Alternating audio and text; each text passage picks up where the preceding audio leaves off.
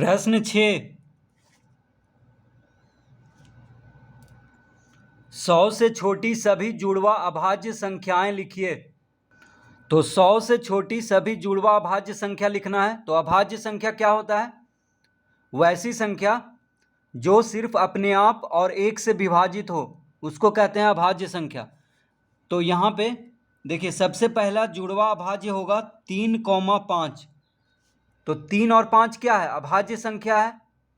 लेकिन जुड़वा अभाज्य क्या होता है? तो जुड़वा अभाज्य संख्या में क्या होता है, जिसका यानी दो अभाज्य संख्या जिसका अंतर 2 हो। जैसे देखिए 5 और 3 का अंतर क्या है? 2 है। 5 में से 3 घटाने पे 2 आएगा। यानी वैसा अभाज्य संख्या जिसका अंतर 2 हो उसको कहते हैं जुड़वा अभाज्य। तो यहाँ पे 3 और 5 का अंतर 2 है, ठीक है, तो इसको कहेंगे जुड़वा अभाज्य। तो 3, 5 हो गया सबसे पहले 100 से छोटी में जुड़वा अभाज्य। उसके बाद हो जाएगा 5,7। तो देखिए 3, 5, 5, 7 ये सब हो गया जुड़वा अभाज्य। इसका भी देखिए 7 में से 5 घटाएंगे तो 2 आ रहा है, यानी इसका भी अंतर 2 है। तो इसी तरह 100 से छोटी सभी जुड़वा अभाज्य संख्या लिखना है। उसके बाद हो जाएगा 11, 13। तो 11 और 13 में देखिए इसका भी अंतर 2 है, यानी ये है जुड़वा अभाज्य। फिर हो जाएगा 17, 19।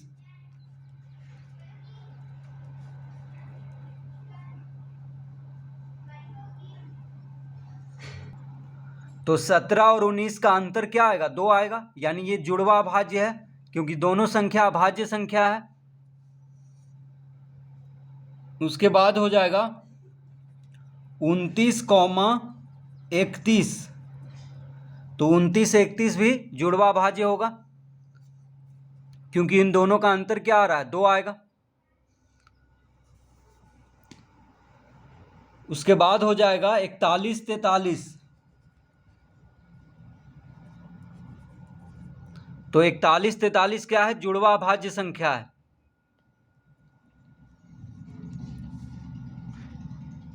देखिए ऐसे समझना जुड़वा अभाज्य का संख्या का जिसका अंतर 2 हो या उसके बीच में एक संख्या नहीं हो। जैसे 3 के बाद क्या आता है? 4, 4 नहीं है, फिर 5 है। उसी तरह 5 के बाद 6 आता है तो 6 नहीं है। उसी तरह 11 के बाद 12 आता है तो 12 नहीं रहना, बीच वाला संख्या नहीं होना चाहिए। इस तरह से भी पहचान सकते हैं। 41 के बाद 42 आता है तो 42 यहाँ पे नहीं है, इसका मतलब ये दोनों क्या है? जुड़वा अभाज्य है, यानी दोनों का अंतर क्या है? 2 है और दोनों अभाज्य संख्या है। उसके बाद हो जाएगा 59, 61। ये दोनों भी जुड़वा अभाज्य है। उसके बाद हो जाएगा 71 और 73। तो ये सब संख्या 100 से छोटी जुड़वा अभाज्य संख्या है। तो 100 से छोटी में यानी 100 के अंदर इतना ही जुड़वा अभाज्य संख्याएं हैं। तो 3, 5, 5, 7, 11, 13, 17, 19, 29, 31, 41, 43, 59, 61, 71, 73 ये आएगा इसका उत्तर। प्रश्न 7। निम्नांकित में कौन अभाज्य संख्याएं हैं? तो प्रश्न 7 का पहला है 1065, दूसरा है 240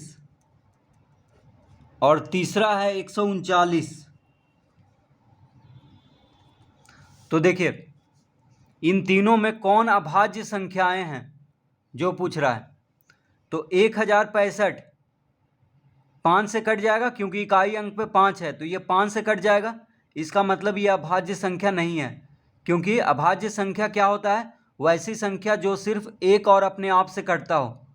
तो देखिए एक और अपने आप से सिर्फ कटना चाहिए और किसी संख्या से नहीं। तो ये तो 5 से कट जा रहा है क्योंकि इकाई अंक पे 5 है। ये भी देखिए इकाई अंक पे 0 है, इसका मतलब 5 से कट जाएगा या 10 से कट जाएगा, तो ये भी अभाज्य संख्या नहीं है। 139 अभाज्य संख्या है क्योंकि ये अपने आप और एक को छोड़ करके किसी और संख्या से नहीं कटेगा ये 139। ठीक है, तो ये इसका उत्तर आएगा तीसरा 139। तो इन तीनों में अभाज्य संख्या हो जाएगा 139। प्रश्न 8, लगातार 7 संख्याओं को लिखिए जिनमें प्रत्येक यौगिक हो। तो कह रहा है कि लगातार 7 संख्याओं को लिखना है, तो इसका उत्तर आ जाएगा 90, 91, 92, 93, 94, 95 और 96। तो देखिए 90 से लेकर के 96 तक कितना संख्या हो गया? 7 संख्या हो गया। ठीक है, और सातों संख्या के बीच में कोई भी अभाज्य संख्या नहीं है यहाँ पे। ठीक है, प्रत्येक क्या है यहाँ पे? यौगिक संख्या है, यानी भाज्य संख्या है। तो 90 से लेकर 97 के बीच में कोई भी अभाज्य संख्या यहाँ पे नहीं है। सब क्या है यहाँ पे? भाज्य संख्या है, यानी यौगिक संख्या है। देखिए 90, 91, 92, 93, 94, 95, 96, ये सब क्या है? भाज्य संख्या है, यानी इसके बीच में कोई भी अभाज्य संख्या नहीं है। ठीक है, तो इस तरह से लिख देंगे। 7 संख्या लिखना है, लगातार 7 संख्या, यानी 90 से लेकर के 96 तक ऐसी संख्या है जिसके बीच में कोई भी अभाज्य संख्या नहीं है।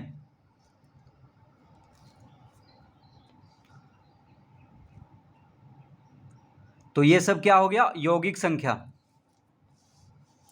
तो यौगिक संख्या कहें या भाज्य संख्या कहें, एक ही बात है। प्रश्न 9,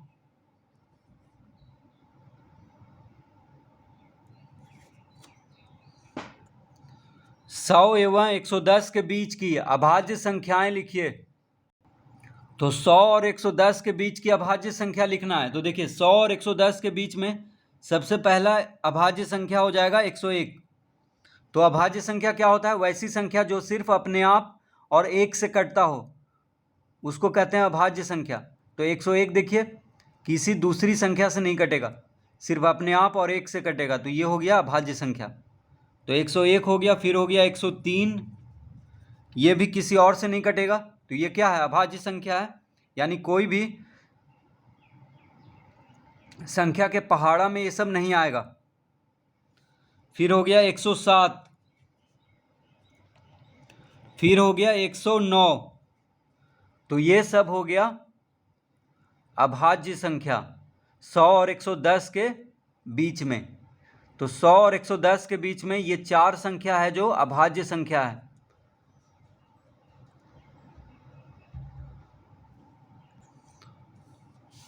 प्रश्न 10, 100 को 2 रूढ़ संख्याओं के योग के रूप में लिखिए। तो 100 को 2 रूढ़ संख्याओं के योग के रूप में लिखना है। रूढ़ संख्या मतलब अभाज्य संख्या, तो रूढ़ संख्या को अभाज्य संख्या कहते हैं। ठीक है, तो 100 को 2 रूढ़ संख्याओं के, यानी 2 अभाज्य संख्याओं के योग के रूप में लिखना है। तो देखिए, तो हम इसको लिख सकते हैं 47 जोड़ 53। 100 यानी 47 और 53 को जोड़ेंगे तो क्या आएगा? 100 आएगा। तो 47 और 53 क्या है? रूढ़ संख्या है, यानी अभाज्य संख्या है। ठीक है, तो 47 और 53 का योग होता है 100, यानी 100 को क्या क्या लिखना है? 2 रूढ़ संख्याओं के योग के रूप में। तो देखिए 47 और 53 को जोड़ने पे 100 आता है, तो 47 और 53 क्या है? रूढ़ संख्या है, यानी अभाज्य संख्या है।